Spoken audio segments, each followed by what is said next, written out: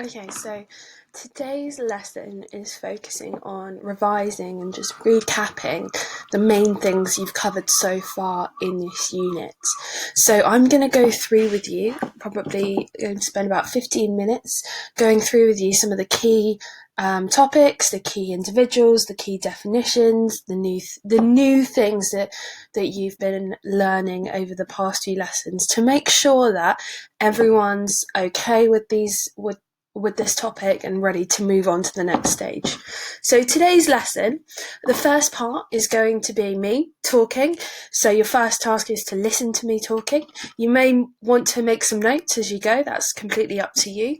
Your next task is to consolidate what I've been talking about by making some flashcards or a big mind map or some notes, some revision materials that you could use in the future. And then your final task to make sure that you understand everything, and for me to see maybe some things that we need to go over again, I would like you to complete the quiz on Show My Homework without your notes, okay, to make sure that it's properly lodged in your brains. So let's begin. We're going to start off by covering some of the key words that you've come across so far. There are 4 key definitions that you really need to understand, and they might be new words to you, so I'm just going to go through them right now. Our first one is segregation, one of the most important words in this module, because civil rights and the whole civil rights movement is focusing on ending segregation. So what does segregation mean? It means separating groups of people, usually by race or religion. Okay, we've also got discrimination. So discrimination is treating people unfairly because of their race or religion. Examples of this could be anything from preventing a person of a certain race or religion from getting a job, down to, all the way to violence towards a certain group or certain person because of their race or religion. We've also got the Jim Crow laws. Okay, now essentially the Jim Crow laws are what we call a set of laws which enforced segregation. Okay, so they're laws that allow segregation to happen. And I've got an example there. A law that allowed the setting up of white schools, so schools just for white children, and schools for black children. So how segregation is put into place by certain states in the USA. And our final definition is civil rights. The rights of citizens to freedom and equality. Equality, we mean being equal, okay? So when we talk about a civil rights organisation or a civil rights activist, we're talking about somebody who wanted freedom and equality in the USA for all races. Okay, so another thing that might get you a little bit confused is the geography of the USA. So it is a bit of a geography alert right now. We won't spend too long talking about it, but it is very important. So here we've got our map of the USA, and as you can see, there are two regions of the USA. The first region is the north of the USA. The second region, you guessed it, it's the south. Now, this isn't a formal separation of the USA, but really the kind of culture and politics of the USA is split between North and South. They're very different regions, and it's still like that in the USA today. Okay, and it's really important for us because some of what we study takes place in the South, so we need to know what the southern states were like, whereas other events take place in the North, so we need to know what those two regions were both like. We'll start off with the South. So in the South, in terms of how black people were treated, there's lots of discrimination, treating black people unfairly, and there is also segregation. Okay, so the Jim Crow laws, which we've talked about already, they come from the southern states, and they are in place in the southern states. Okay, each state can decide on which laws it wants to pass, or certain laws. It has to abide by some there's a set of rules it has to follow, but it can decide on other laws itself. So the southern states, for example, Alabama, Arkansas, and Mississippi, they choose to follow the Jim Crow laws. Okay, the North, on the other hand, isn't a perfect place for Black Americans to live. There is still discrimination. Okay, there's vast inequality between Black Americans and white Americans in the North. So the North isn't a perfect place. However, there is no segregation laws in the North. So there are no Jim Crow laws in the North. Okay, so when we talk about segregation, we are talking about the South, the southern states of America. And there's just some examples there of northern USA states, Pennsylvania, New York, Ohio. There's some states we might come across in case you know any of the states, or you know a little bit about the geography of the USA, just to help you place that in your minds. Okay, so we're going to start talking about segregation. Segregation in the South. I've underlined the two S's there. Just remember it as segregation in the South. So, segregation's enforced by the Jim Crow laws. We know that already. What do the Jim Crow laws look like? There are separate schools, for example, for Black and white children, separate churches for Black and white congregations, separate theatres. Okay, you can see a picture over here, a drinking fountain. So there's a white drinking fountain, a coloured drinking fountain. By coloured, we mean black. Okay, that's just the language of the time. Buses are quite interesting because there aren't separate buses, but there are separate seating areas. So if you have a look at the picture towards the bottom of the slide, you can see that there are white Americans at the front of the bus, and then at the back of the bus, we've got Black Americans. So there are certain seating areas on the bus. And there were tough laws in place to make sure that segregation happened. So, for example, blacks could be thrown off buses or even arrested if they didn't sit in the coloured section or the black section of the bus. So it is enforced by the law. Okay. Another big issue, as well as segregation in the South, is voting rights. Okay, now a big misconception that we have, or not saying that you have it, but we might have, is that some people think that Black Americans were not allowed to vote at all. This isn't true.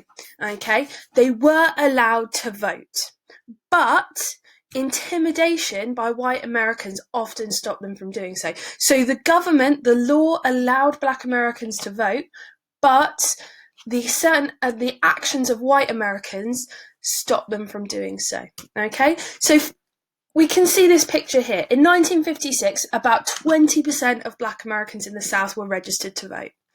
This isn't a big number, but it is up from 3% in the 1940s. Now we need to ask the question, why aren't more Black Americans voting? They're allowed to vote. The government says they're allowed to vote, but why aren't they voting? Many Black Americans didn't register because they feared losing their jobs. They had white employers who might sack them if they found out that their employees were voting. Okay?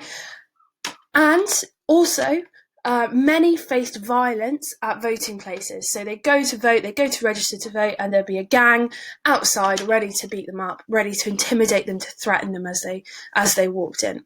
Okay.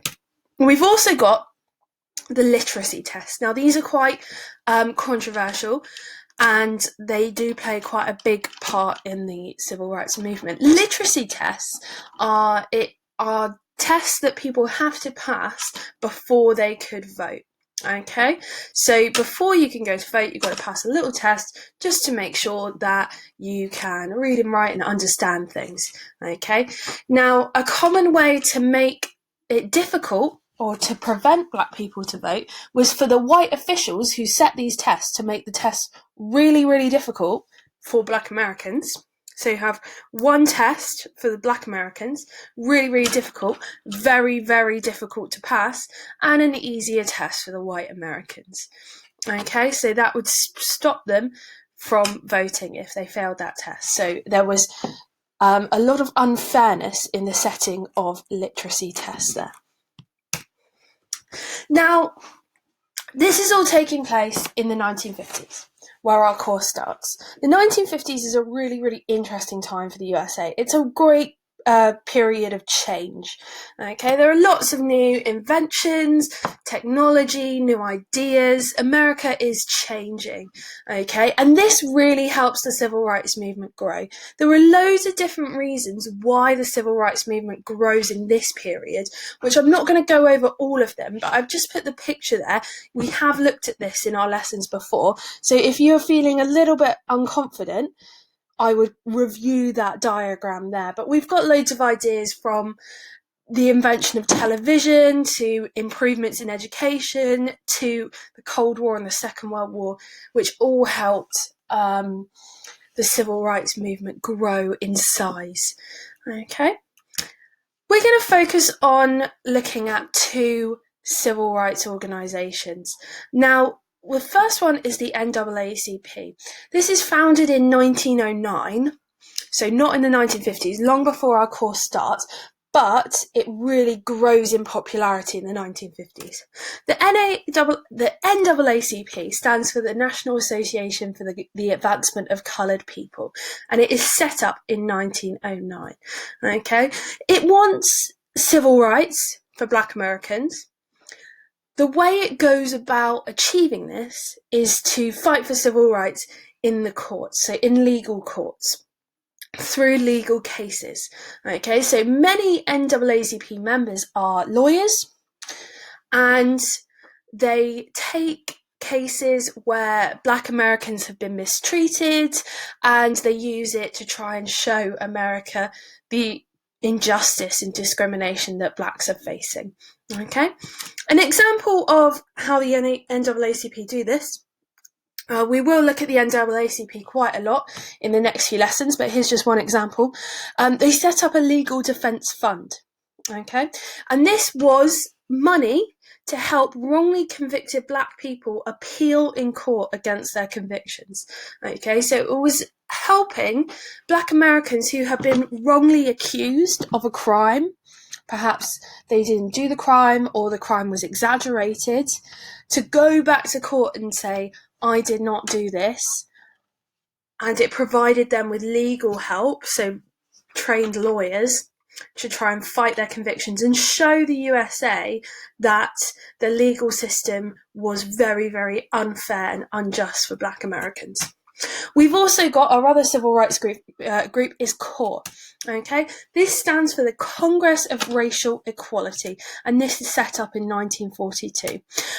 CORE has the same belief as the NAACP. They want civil rights for Black Americans, but their methods are different. Their method is non-violent direct action.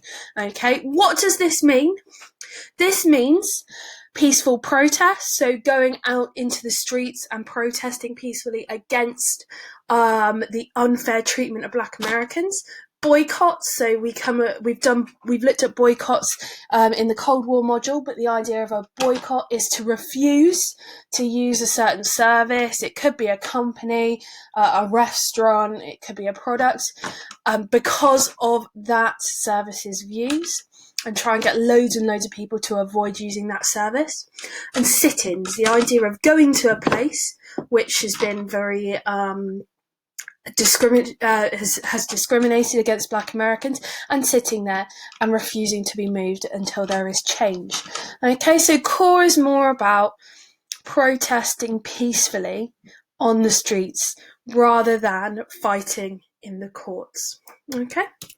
We've also got church organisations. Church organisations are really interesting. The churches are a place where the civil rights movement really grows. Okay, now Black clergymen or priests or religious, they work for the church, often became figureheads for the civil rights movement because they were well educated and well respected in their community. They were leadership figures in their community. And one of the most famous civil rights leaders was also a clergyman, pictures just on the side there, Martin Luther King, and we will come back to him a lot during this module. Okay, churches themselves were quite interesting because they were used as meeting places with civil rights groups. They had good connections within the community already, and they could use those connections really, really well. And churches became the kind of hubs of the civil rights movement. Now, we've looked at early civil rights organisations. The last thing we're going to look at today is opposition to the civil rights movement. So the groups that did not want segregation to end, and they didn't want equality for Black Americans and white Americans. Now, opposition to the civil rights movement was violent and non-violent. Okay, so our violent opposition, probably the most famous white supremacist group in history, is the Ku Klux Klan.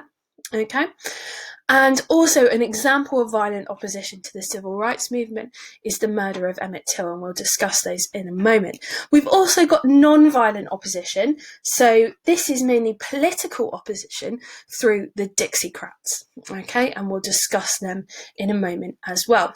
We'll start off with the Ku Klux Klan, or the KKK. Okay, they are a white supremacist group set up in 1865. The date 1865 is quite interesting because this is the year that slavery, so the enslavement of Black Americans, was abolished in the USA, so got rid of in the USA. So the KKK was set up in the same year to try and oppose the increasing freedom of Black Americans. Okay, they started in 1865, and they are very, very important in the 20th century. That there are still some KKK members around today. In the 1950s, there were about 30,000 of them. Okay, where you would find them, mainly in those southern states, in the Jim Crow states. Okay, they used violence and intimidation against the civil rights movement, and many of them were respected members of their communities. Okay, so they weren't living in hiding.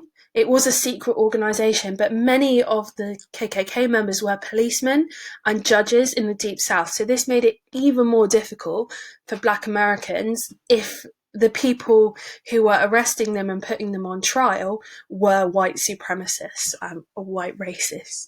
Okay. A really, really interesting example of opposition to the civil rights movement is the murder of Emmett Till. Okay, Emmett Till was a 14-year-old boy. He came from Chicago, and that's in the north of the USA, but he went to visit relatives in Mississippi in 1954, where he was murdered. It was alleged, so it was, the story goes that Till wolf whistled, that's kind of, I cannot wolf whistle, so at a white man's wife. The husband then beat Till, shot him, and threw him into the nearby river. Okay, so quite an extreme reaction for something that is meant to be not very significant. So Till's murdered, and the husband and his half-brother were then taken to court for the murder. But the jury acquitted them, so cleared them of all charges and left them to walk free, even though the husband and his half-brother had just about admitted to the murder. Till's story was used by the NAACP to highlight violence and inequality in southern states, and he became a real symbol of the violence, racism, and unfairness that was so widespread in the south of the USA. Okay. We've also got an example of non-violent opposition. This is political opposition, and these guys are the Dixiecrats. This is a nickname for Southern Democrats. Now, what does Southern Democrats mean? It means they were Southern politicians. Okay, Democrats is the name of a political party, much like in the UK where we get Conservatives and Labour. Democrats are a US political party. So the Dixiecrats are Southern politicians who opposed the civil rights movement. Okay, their main aim was to keep segregation laws in place. Now, they didn't commit any violence, so why were they so important? Because they were members of the US Congress.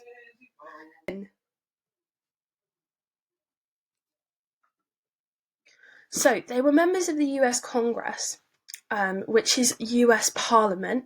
Presidents had to take their views into account when making laws, so they were actually really, really significant. So if the president wanted to try and get rid of segregation, he would face a lot of opposition from the Dixiecrats, and sometimes because there were so many Dixiecrats, it became impossible for the president to pass any laws that might move towards ending segregation. Okay, so that's all the content we've covered so far in this module. It's quite a lot of content, and it's quite a lot of new content. However, what I want you to do now is I want you to review this information. So hopefully you've spent this time listening to my lesson and taking it in, maybe making some notes, maybe just listening. Okay, now you need to complete tasks 2 and 3. So your second task is to make some revision materials on the topic we have covered. And then once you feel confident with the information, with the new topics that we have covered, I would like you to complete the quiz on Show My Homework without your notes. Okay, why I want you to do it without your notes is I want you to test your memory, and I also want to see how you have got on so far. And if there are any topics that everybody's getting wrong, I will make sure to do another lesson on those topics in the future. Okay, thank you very much for listening. I look forward to seeing your quiz results and your revision materials on Show My Homework later today.